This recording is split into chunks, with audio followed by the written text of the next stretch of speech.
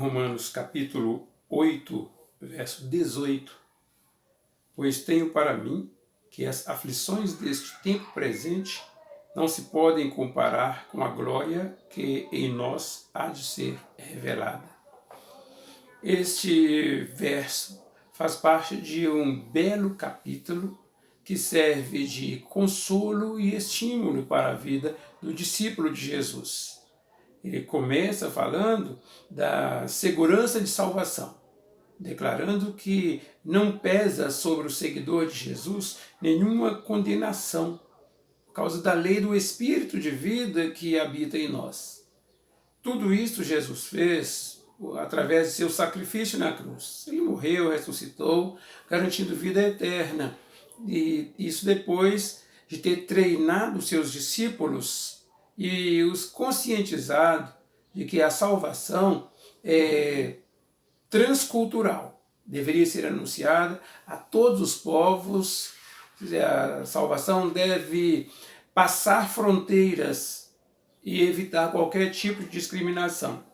Então, o texto, no geral, fala desta vida eterna, fala da condição de vida como filhos de Deus, a presença do Espírito Santo que acompanha, que consola, que ensina e que intercede por nós em nossas dificuldades através da oração, e termina com a declaração da vitória final, o cântico de vitória, declarando que nada neste mundo poderá nos separar do amor de Deus.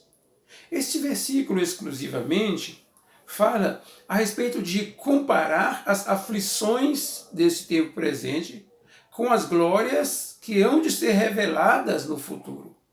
Primeiro temos que pensar em aflições. Olha, o termo aflição dá a ideia de ser afligido por alguma coisa, ou atingido, ou incomodado com alguma coisa. Então o termo aqui pode ser usado como sinônimo de tribulação, de lutas, de dificuldades. Então as aflições falam de tudo que nós vivemos sobre a face da terra. Temos sempre que ter em mente o que Jesus ensinou aos seus discípulos. O meu reino não é deste mundo. Então, quem segue a Jesus também não pertence a este mundo. E enquanto aqui estiver, como disse Jesus, padecerá perseguições, aflições. Então é um mundo de tribulações, porque é um mundo de conflitos, de guerras, de crescimento, de experiência. Então, mostra que há distinção. Não se pode ficar comparando o que passamos aqui com o que passaremos lá. Não se pode comparar tais coisas. Jesus usou o método de parábolas para ensinar a seus discípulos, para treiná-los e treinar a nós também, usando experiências, histórias, fatos verídicos ou fictícios deste tempo presente para ilustrar o tempo vindouro, das coisas materiais para ilustrar as coisas espirituais. Então é a didática de Jesus como o maior pedagogo. Ele sempre ensinou. O texto aqui se refere à lamentação. Não se pode fazer isso. Em primeiro lugar, não se pode comparar dizendo, por exemplo, que o céu é aqui mesmo. Dizer que o céu é aqui mesmo é declarar que os benefícios, que as alegrias, que as coisas que acontecem nesta existência é a mesma coisa que tem no céu, portanto o céu é aqui. É esse tipo de coisa que o texto está falando, como também o texto se refere à lamentação, a sofrimento. São pessoas que reclamam de tudo que acontece aqui, reclamam e se sentem desoladas e questionam até mesmo a pessoa de Deus. Como é a característica desse tempo presente, o povo sempre pergunta onde está Deus, onde estava Deus quando aconteceu determinada tragédia. Então, esses sofrimentos, essas coisas que acontecem aqui, não podem ser equiparadas às coisas que estão por vir na presença de Deus. São ensinamentos, são instruções, e as coisas que hão de ser reveladas são maiores do que as que aqui estão. As ilustrações que Jesus utilizou para falar do céu são apenas figuras, mas não se comparam com o que vai acontecer lá. Ele usou experiências desta terra, alegrias desta terra, riquezas desta terra, ambições e desejos das pessoas daqui, para dizer que o céu tem tudo o que nós almejamos aqui. Tudo. Queremos uma sociedade justa? É o céu. Queremos riqueza? É o céu. Queremos um paraíso? É o céu. Então tudo está muito claro nas instruções de Jesus. Aqui também há uma advertência.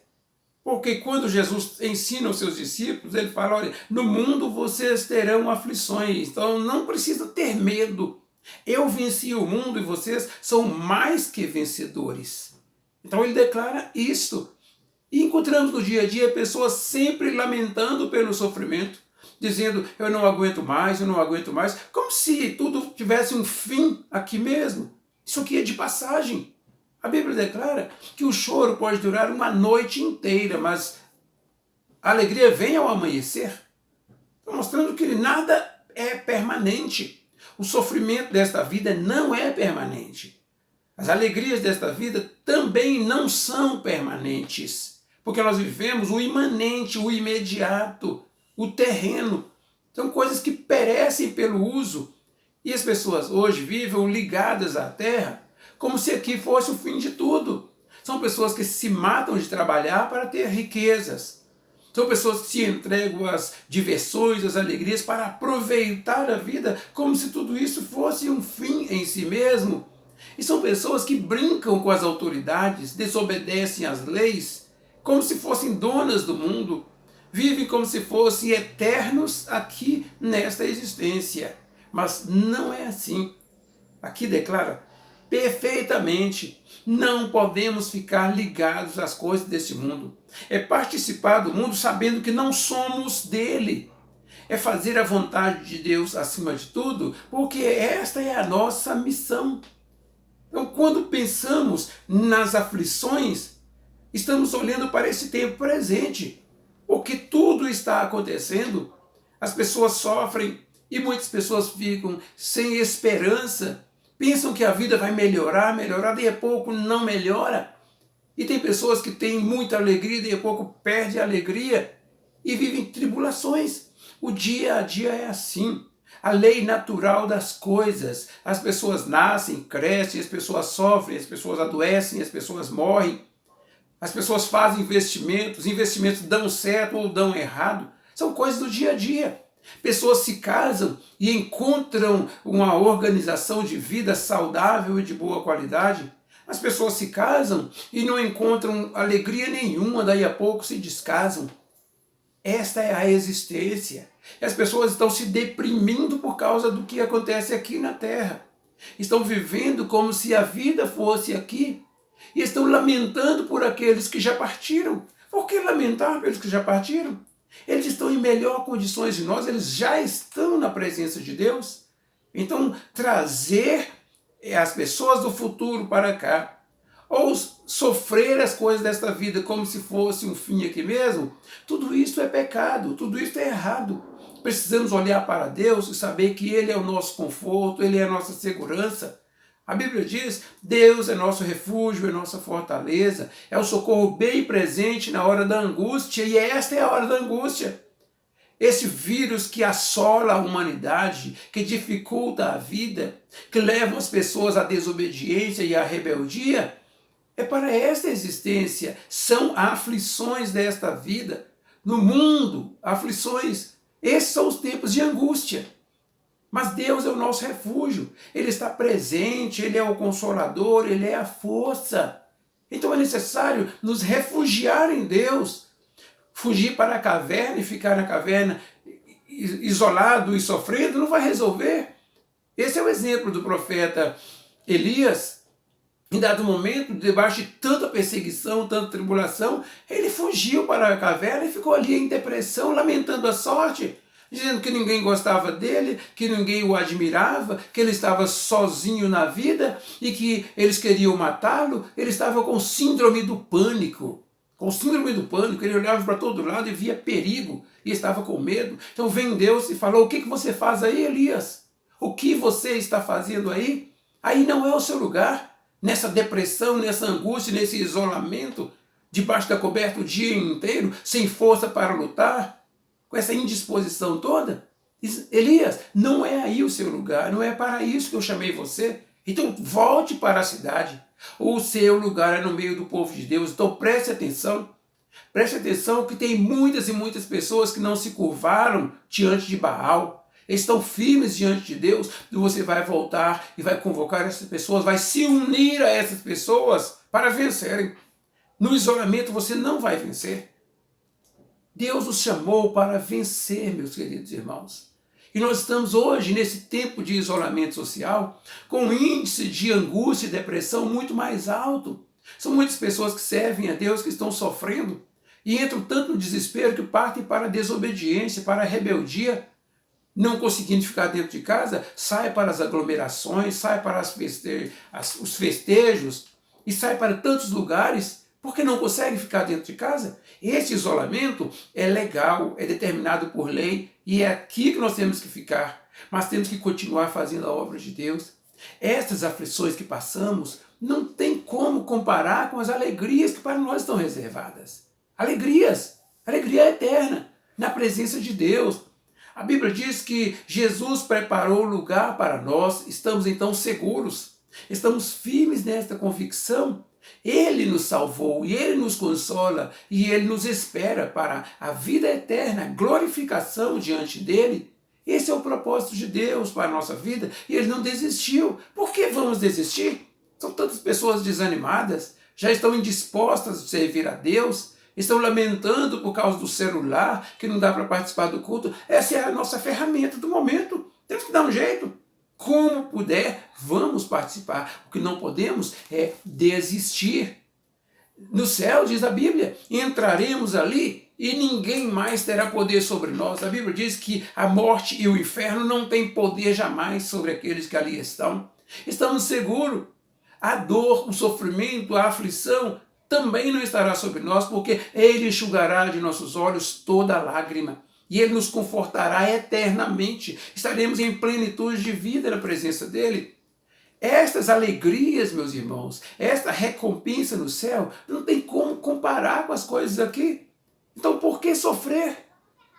O sofrimento daqui vai passar.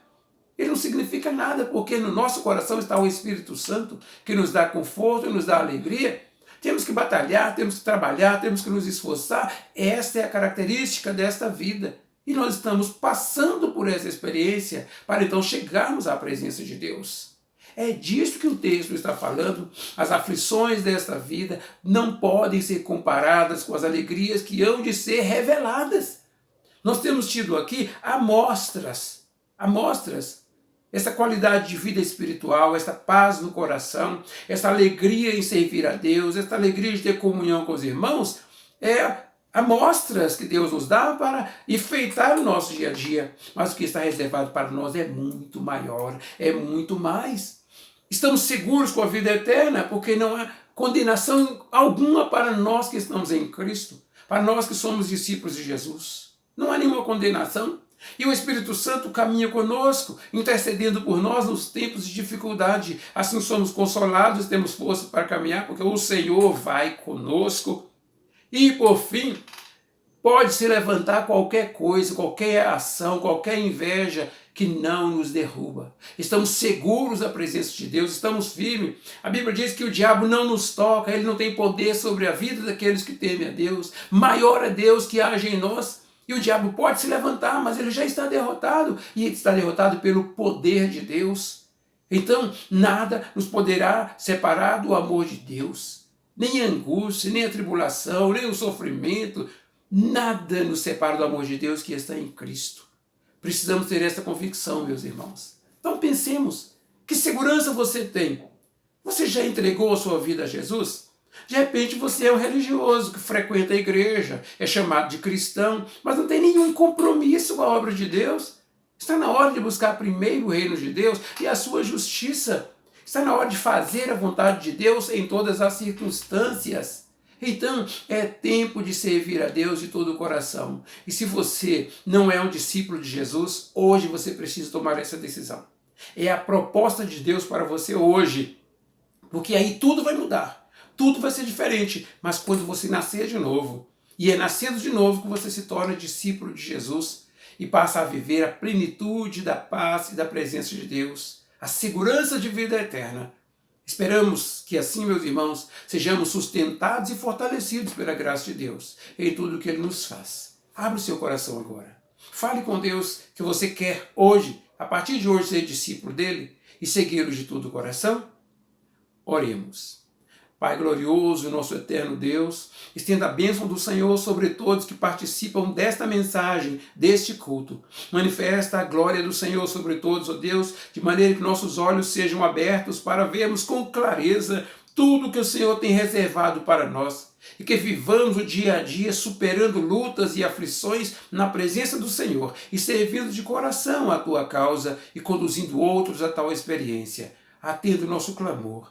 Todos nós que abrimos o coração diante de Ti agora, que cada um receba a manifestação da Tua glória, em nome de Jesus. Amém, Senhor. Amém.